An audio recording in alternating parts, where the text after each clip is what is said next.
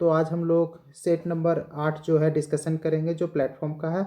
तो फिर हम लोग चलते हैं क्वेश्चन नंबर 1 की ओर, डिस्कशन की ओर बढ़ते हैं। तो क्वेश्चन नंबर 1 में क्या पूछा गया है कि इनमें से किस भारतीय राज्य की सीमाएं चीन, नेपाल और भूटान से नहीं लगती है।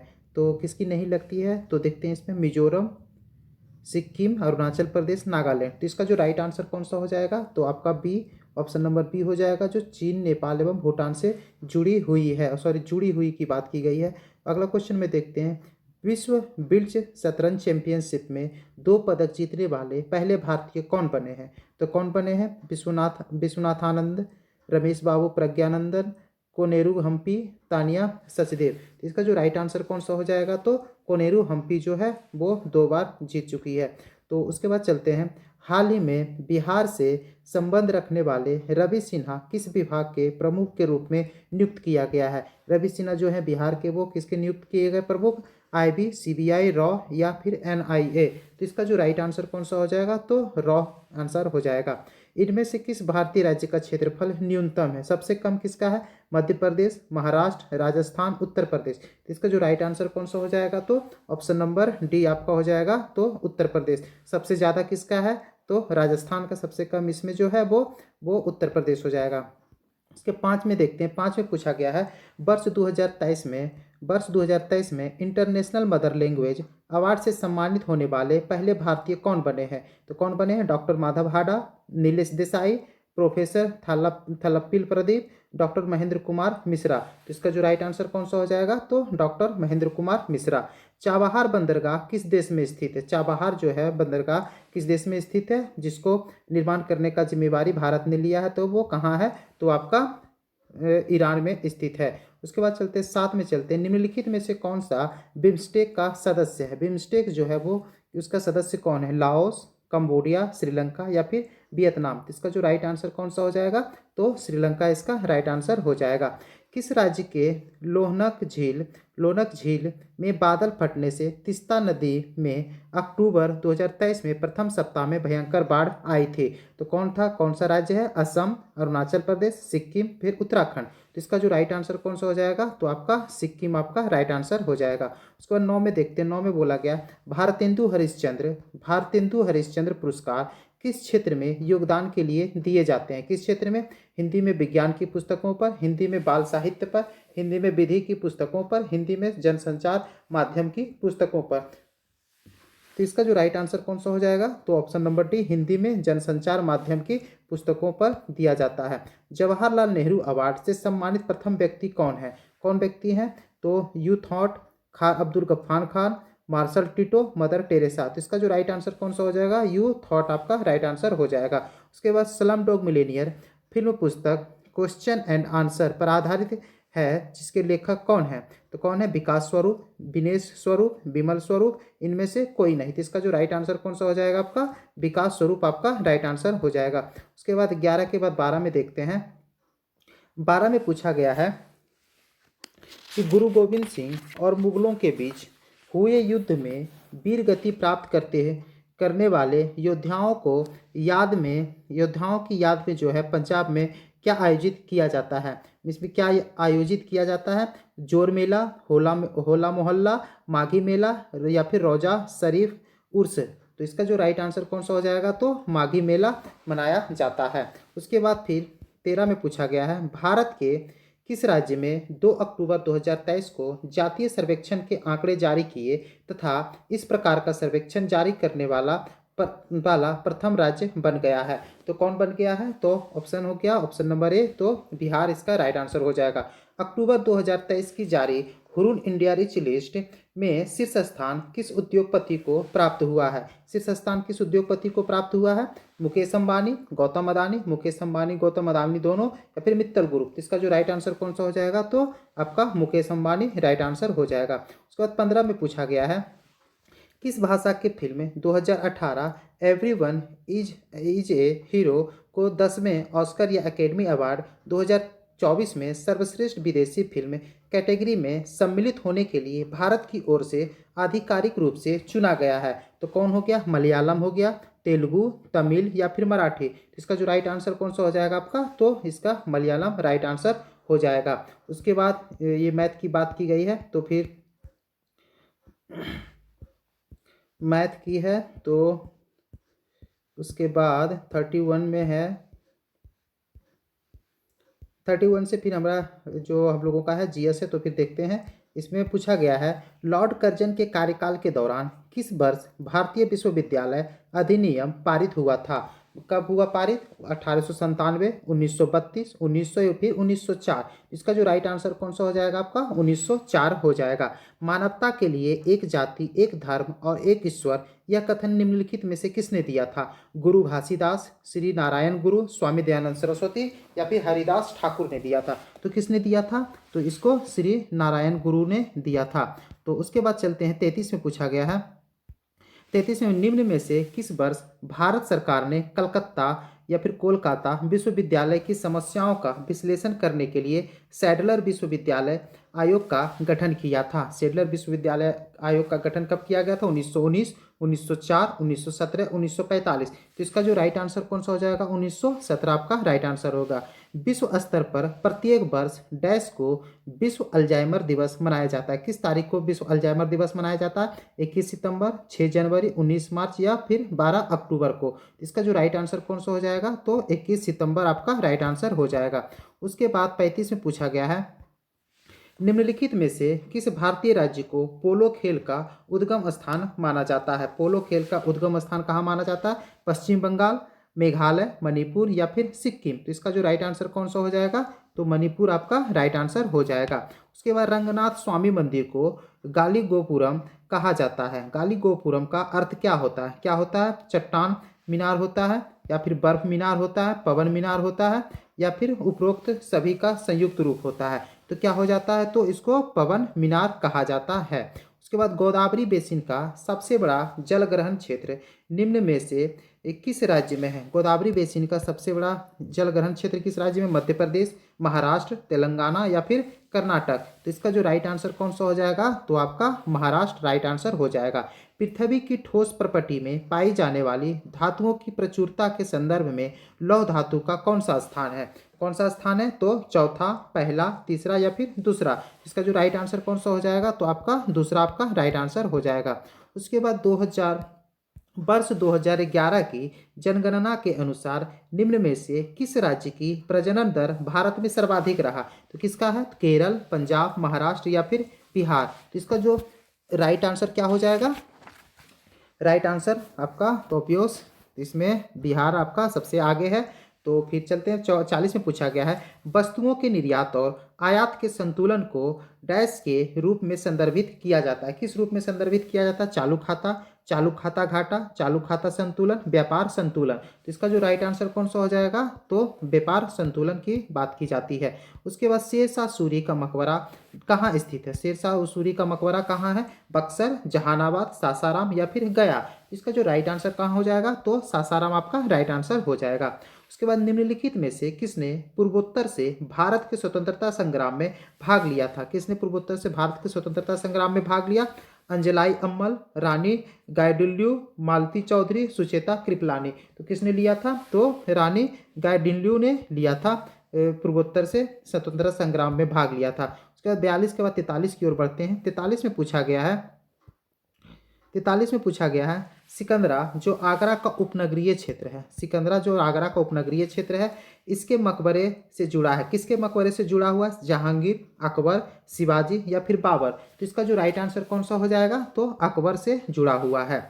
डैश को स्वतंत्रता आंदोलन की ग्रैंड ओल्ड लेडी बोला जाता है। ग्रैंड ओल्ड लेडी कहा जाता है। सरोजनी नायडू, अरुणा आसफ अली, उषा मेहता, विजय लक्ष्मी पंडित। तो किसे कहा जाता है? तो अरुणा आसिफ अली को ग्रैंड ओल्ड लेडी कहा जाता है। उसके बाद किस प्रकार की फसलें मिट्टी की उत्पादकता जो है बढ़ाती है? किस प्रकार की फसलें मिट्टी की उत्पादकता बढ़ाती है? धान्य फसलें, बागान, दालें या फिर लताएं। तो क्या हो जाएगा इसका राइट आंसर? तो दाल जो होता है मिट्टी की उर्वरता को बढ़ाता है। उसके बाद इसमें मैथ की बात की गई है।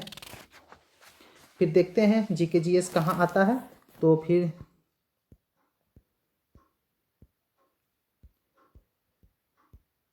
61 में जो है जीके जीएस की बात की गई है कि निम्नलिखित सही कथनों की पहचान करने की बात की गई है। ICAR मूंगफली अनुसंधान निदेशालय का मुख्यालय जूनागढ़ में स्थित है, क्या यह सही है? ICAR तोरिया और सरसों अनुसंधान निदेशालय का मुख्यालय भरतपुर में है। ICAR सोयाबीन अनुसंधान निदेशालय का मुख्यालय इंदौर में स्थित है। इसमें बात की गई है कि इसमें कौन सा सही है। तो दोस्तों इसमें जो है सारे के सारे ऑप्शन सही दिए हैं, इसलिए ऑप्शन नंबर डी आपके राइट आंसर हो जाएंगे। निम्नलिखित कथनों में से कौन सा सही है? इसमें कौन सा सही है? राज्यसभा के 12 सदस्यों को राष्ट्रपति द्वारा नामित किया जाता है।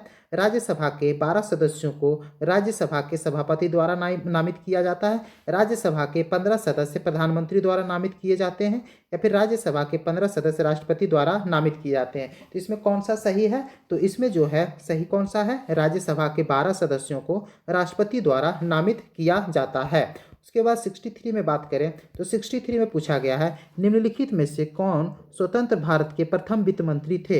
फाइनेंस मिनिस्टर कौन थे? तो जगजीवन राम, श्यामा प्रसाद मुखर्जी, RK शनमुगम शेट्टी, या फिर TT कृष्णमाचारी। तो इसका जो राइट आंसर कौन सा हो जाएगा? तो शनमुगम शेट्टी आपका राइट आंसर हो जाएगा। फिर बोला गया है सुगौली की संधि 1816 ब्रिटिश और डैश के बीच हस्ताक्षरित की गई थी। सुगौली की जो संधि 1816 में ब्रिटिश और किसके बीच हस्ताक्षरित की गई थी? तो ये आपका गोरखा के बीच किया गया था। उसके बाद 64 के बाद 65 की ओर बढ़ते हैं। 65 में पूछा गया है म्यांमार का प्रमुख धर्म कौन सा है? म्यांमार जो कंट्री है उसका प्रमुख धर्म कौन सा? इस्लाम, जैन, ईसाई, या फिर बौद्ध धर्म। इसका जो राइट आंसर क्या हो जाएगा? तो ऑफकोर्स इसमें बौद्ध धर्म माना जाता है। पोलैंड की मुद्रा क्या है? पोलैंड एक कंट्री है जिसकी मुद्रा क्या है? डॉलर, येन, यूरो, या फिर जलौटी। तो इसका जो राइट आंसर कौन सा हो जाएगा आपका? जलौटी इसका पोलैंड की मुद्रा हो जाएगा।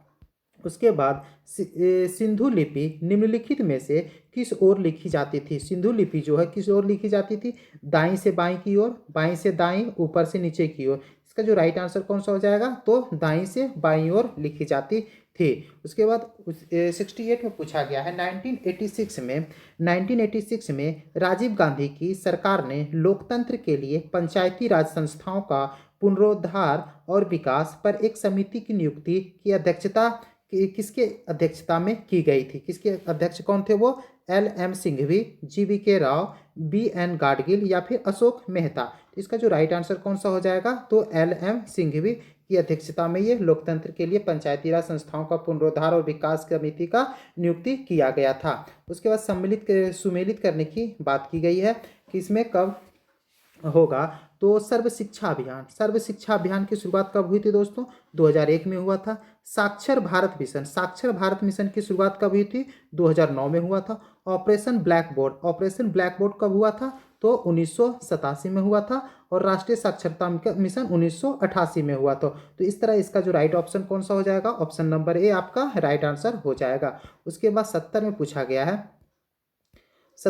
गया है निम्नलिखित में से किसे मानव विकास सूचकांक के अंतर्गत शामिल नहीं किया जाता है? किसे शामिल नहीं किया जाता है? प्रति व्यक्ति आय को, जन्म के समय संभावित आयु, विद्यालयी औसत आयु 25 वर्ष या उससे अधिक, या फिर सामाजिक असमानता। इसका जो राइट आंसर कौन सा हो जाएगा? तो सामाजिक असमानता को HDI में नामित नहीं किया जाता। उसके बाद 71 में भी मिलान की बात की गई है। तो देखते हैं इसमें 5वीं पंचवर्षीय योजना कब आई थी दोस्तों?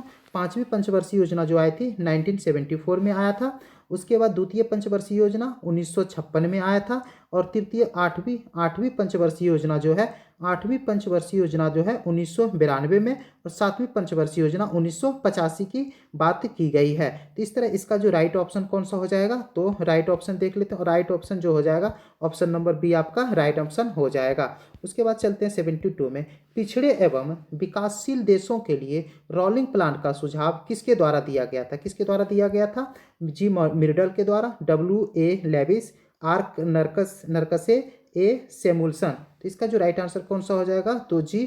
मिर्डल के द्वारा दिया गया था। तो 72 के बाद 73 की बात करें तो 73 में पूछा गया है राजनीति स्वतंत्रता राष्ट्र के लिए जीवनदायी होती है, यह कथन किसने कहा था? रविंद्रनाथ टैगोर, अरविंद घोष, महात्मा गांधी, गोपाल कृष्ण गोखले। इसका जो राइट आंसर कौन सा हो जाएगा आपका? अरविंद घोष ने कहा था। निम्नलिखित में से किस लोक नृत्य का संबंध असम राज्य से नहीं है, नहीं की बात की गई है। नटपूजा, चौंगली, बिहू या फिर काठी, इसका जो राइट आंसर कौन सा हो जाएगा आपका? काठी, काठी हो जाएगा। तो काठी कहाँ का है? काठी जो है आपका मध्य प्रदेश से संबंधित है। उसके बाद चलते हैं 1975 में पूछा गया है, वर्ष 1962 में किसने the history of ocean basins प्रकाशित किया, जिसने प्लेट विवर्तनिकी के सिद्धांत को रेखांकित किया, जिसे बाद में सागर नितल प्रसरण कहा गया। जिसे क्या कहा गया? सागर नितल प्रसरण कहा गया। तो किसने कहा था? Alfred Wagner, Louis Bauer, George Edward Backus, उसके बाद हैरी हेमंड हेस। तो किसने कहा था? तो ऑप्शन नंबर डी आपका राइट आंसर हो, हैरी हेमंड हेस ने कहा था। उसके बाद 4 शब्द इसमें फिर रीजनिंग की बात की गई है। तो इसमें आप देखते हैं कि कहाँ से जीके जीएस की स्टार्ट की गई है। तो फिर इसमें 91 से लगभग लगता है कि 91 में स्टार्ट किया गया है जीके जीएस है। तो फिर 91 देखते हैं। 91 में पूछा गया है कि भारतीय संविधान में 2022 के संशोधन के माध्यम से निम्नलिखित में से किस समुदाय को भारत सरकार द्वारा अनुसूचित जनजाति का दर्जा दिया गया है? किसे अनुसूचित जनजाति का दर्जा दिया गया है? तो इसका जो राइट आंसर क्या हो जाएगा? तो किसे किसे दिया गया है तो देख लेते हैं। उसके बाद 91 में तो ऑप्शन नंबर में देखते हैं किसे दिया गया है। तो पहला नंबर नरी नरी कोरबन को दिया गया है, 2 हट्टी समुदाय को दिया गया, 3 कडू कुरुवा समुदाय को दिया गया है और 4 को कापू समुदाय को नहीं दिया। तो ऑप्शन नंबर डी आपका राइट आंसर हो जाएगा। उसको अवध राज्य को किसने ब्रिटिश भारत राज्य में विलय किया था? अवध को किसने ब्रिटिश भारत में विलय किया था? तो देखते हैं Warren Hastings, Lord Wellesley, Lord Dalhousie, Lord Curzon. इसका जो राइट आंसर कौन हो जाएगा? तो 92 का option number C Lord Dalhousie ने किया था। कब किया था? 1856 में इसे हड़प के नीति के द्वारा किया गया था। उसके बाद बोला अंतर्राष्ट्रीय श्रम संगठन का मुख्यालय कहाँ स्थित है? कहाँ स्थित? जिनेवा, वाशिंगटन, रोम या फिर पेरिस। तो अंतर्राष्ट्रीय श्रम संगठन जो हो जाता है वो आपका राइट आंसर कौन सा हो जाएगा? ऑप्शन नंबर ए आपका जिनेवा राइट आंसर हो जाएगा। उसके बाद बोला गया बुश बेल्ट घास स्थल पाए जाते हैं। बुश बेल्ट घास स्थल कहाँ पाए जाते हैं? न्यूजीलैंड, अर्जेंटीना, दक्षिण अफ्रीका या फिर ऑस्ट्रेलिया। इसका जो राइट आंसर कौन सा हो जाएगा? तो दक्षिण अफ्रीका राइट आंसर हो जाएंगे। लेबर कप किससे संबंधित है? लेबर कप किससे संबंधित? टेनिस, हॉकी, फुटबॉल या फिर शतरंज से। इसका जो राइट आंसर कौन सा हो जाएगा आपका? टेनिस से संबंधित है। उसके बाद बोला गया कंप्यूटर की निम्नलिखित पीढ़ियों में से किसमें ट्रांजिस्टर की तकनीक का उपयोग सबसे पहली बार किया गया था? तो कब किया गया था सबसे पहली बार? तीसरा, दूसरा, चौथा या फिर प्रथम? तो इसका जो प्रथम सब कब किया गया था? तो इसमें दूसरी बार में किया गया था। तो प्रथम पीढ़ी निर्वात ट्यूब था, दूसरी पीढ़ी जो था वो ट्रांजिस्टर था और तीसरी पीढ़ी आईसी थी, एकीकृत सर्किट था, चतुर्थ पीढ़ी माइक्रो प्रोसेसर, पांचवी पीढ़ी कृत्रिम बुद्धिमत्ता जो आर्टिफिशियल इंटेलिजेंस की बात करता है। एक तत्व जो प्रकृति में नहीं मिलता परंतु इसे कृत्रिम रूप में बनाया जा सकता है, तो कौन है वो? प्लूटोनियम, थोरियम, रेडियम या फिर यूरेनियम। इसका जो राइट आंसर कौन सा हो जाएगा? तो आपका प्लूटोनियम जो है कृत्रिम रूप से बनाया जा सकता है। उसके बाद भारत में निम्न में से क्या राष्ट्रीय विनिर्माण नीति का एक उद्देश्य नहीं है? क्या उद्देश्य नहीं की बात की गई? 2022 तक विनिर्माण वस्तुओं के निर्यात को दोगुना करना, वैश्विक प्रतिस्पर्धा, घरेलू मूल्यवर्धन, तकनीकी गहराई और विकास की पर्यावरणीय स्थिरता को बढ़ाना। 2022 तक जीओपी में विनिर्माण का सेक्टोरल हिस्सा बढ़ाकर कम से कम 25% करना या फिर रोजगार सृजन की दर में वृद्धि करना ताकि 2022 तक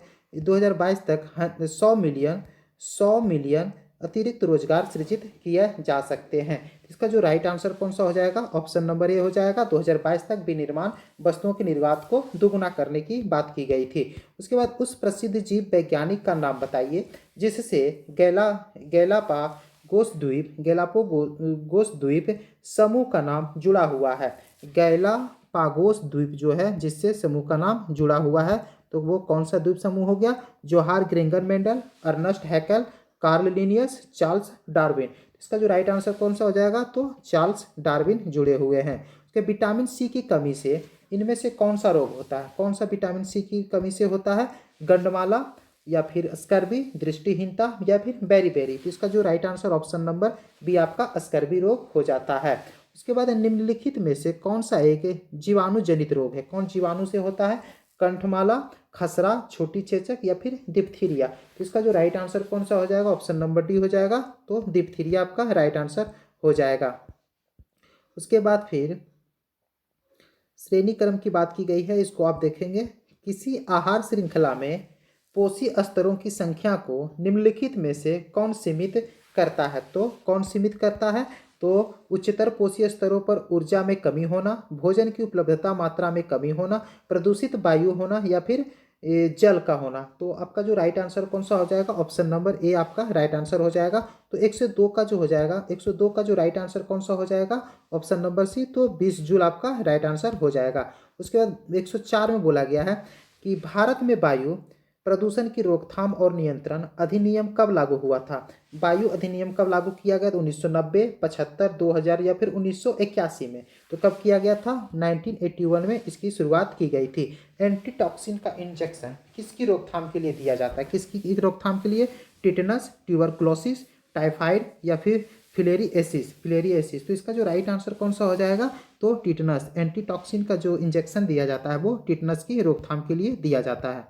उसके बाद इसमें रीजनिंग है, रीजनिंग हो गया। उसके बाद रीजनिंग के बाद देखते हैं और कहाँ जीके जीएस छुपा पड़ा है। दोस्तों अगर आप मेरे चैनल पे नए हैं तो प्लीज़ मेरे चैनल को जरूर सब्सक्राइब करें और अपने दोस्तों के साथ जरूर इसे शेयर करें। तो और देखते हैं, ओवरऑल लगता है कि सारे जीके जीएस इसमें ख़त्म हो चुके हैं। 21 में पूछा गया है कि निम्नलिखित में से कौन से कथन सामान्यतः कार्बनिक यौगिकों के लिए सही है। तो कौन सा सही है, तो ये विद्युत के उत्तम चालक होते हैं, ये विद्युत के अल्प चालक होते हैं, इनमें अणुओं के मध्य मध्य प्रबल आकर्षण बल होते हैं, इनमें अणुओं के मध्य प्रबल आकर्षण बल नहीं होते हैं। तो इसका जो राइट आंसर कौन सा हो जाएगा, तो ऑप्शन नंबर आपका, ऑप्शन नंबर जो हो जाएगा तो 1 और 4, 1 हो जाएगा और 4 हो जाएगा। ऑप्शन नंबर डी आपका राइट आंसर हो जाएगा। निम्नलिखित में से कौन विद्युत का सबसे अच्छा चालक है, एल्यूमिनियम, तांबा, लोहा या फिर चांदी। तो ये बहुत सारा कॉमन क्वेश्चन है, तो आपका चांदी हो जाएगा। उसके बाद बोला गया है कि निम्नलिखित में से कौन सा गुणधर्म सामान्यतः आयनिक यौगिकों के लिए प्रदर्शित नहीं किया जाता है। आयनिक यौगिकों के लिए प्रदर्शित नहीं किया जाता, जल में विलीयता, ठोस अवस्था में विद्युत चालकता, उच्च गलनांक एवं क्वथनांक, गलित अवस्था में विद्युत चालकता। तो क्या हो जाता है, प्रदर्शित नहीं करता है, ठोस अवस्था में विद्युत चालकता को आयनिक यौगिकों के प्रदर्शित नहीं करता है। पराबैंगनी छत्ती के से पादपों की रक्षा करने वाला वर्णक कौन सा है। यूवी रेज जो होता है उससे क्षति जो होता है, नुकसान होता है, उससे बचाने वाला वर्णक क्या होता है, फाइकोसाइनिन, कैरोटीनॉइड, पर्णहरित या पर्णपीत, जेंथोफिल। इसका जो राइट आंसर कौन सा हो जाएगा, तो फाइकोसाइनिन हो जाएगा, राइट आंसर हो जाएगा। उसके बाद चलते 125 में पूछा गया है। 125 में क्या है, तो 125 में पूछा गया है निम्नलिखित में से असत्य प्रकथन का चयन करने की बात की गई है। प्रेरित धारा की दिशा जानने के लिए फ्लेमिंग दक्षिण हस्त नियम एक सरल नियम है। धारावाही चालक के चुंबकीय क्षेत्र की दिशा जानने के लिए दक्षिण हस्त अंगुष्ठ नियम का उपयोग किया जाता है। दिष्ट तथा प्रत्यावर्ती धाराओं में यह अंतर है कि दिष्ट धारा सदैव एक ही दिशा में प्रवाहित होती है, जबकि प्रत्यावर्ती धारा की दिशा प्रत्यावर्ती रूप से उत्क्रमित होती है। उसके बाद बोला गया है भारत में प्रत्यावर्ती धारा में प्रत्येक 1/100 सेकेंड से पश्चात दिशा परिवर्तन करता है। तो इसका जो राइट आंसर किसमें किया गया है, असत्य कथन की बात की गई। सॉरी, असत्य इसमें कौन सा है, तो आपका ऑप्शन नंबर डी आपका असत्य हो जाएगा। इसमें बोला गया भारत में प्रत्यावर्ती धारा में प्रत्येक 1/100 सेकेंड के पश्चात दिशा परिवर्तन करता है, तो ऐसा नहीं होता है। तो इसके बाद चलते 126 में निम्नलिखित में से किसके द्वारा निश्चित रूप से किसी दूरस्थ ऊंचे भवन की पूरी लंबाई का प्रतिबिंब देखा जा सकता है।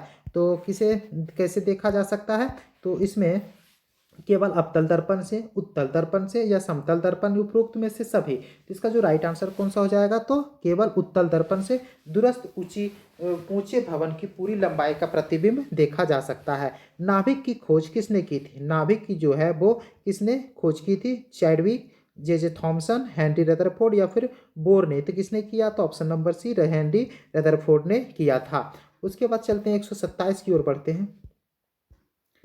127 में क्या बोला गया है कि 127 में बोला गया है कि मानव शरीर में उस एंजाइम का नाम बताइए जो कार्बोहाइड्रेट को तोड़ने में मदद करता है।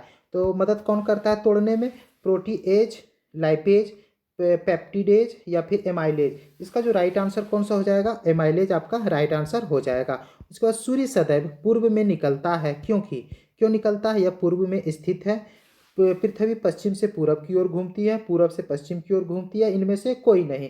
इसका जो राइट आंसर कौन सा हो जाएगा? पृथ्वी जो है आपका पश्चिम से पूरब की ओर घूमती है, इसलिए सूर्य जो है सदैव पूरब में ही निकलती है। उसके बाद वर्ष 2022 के लिए बीबीसीआई पुरस्कारों के संबंध में सूची ए और 2 का मिलान करने की बात की गई है। तो इसका जो राइट आंसर कौन सा हो जाएगा? तो फिर देखते हैं।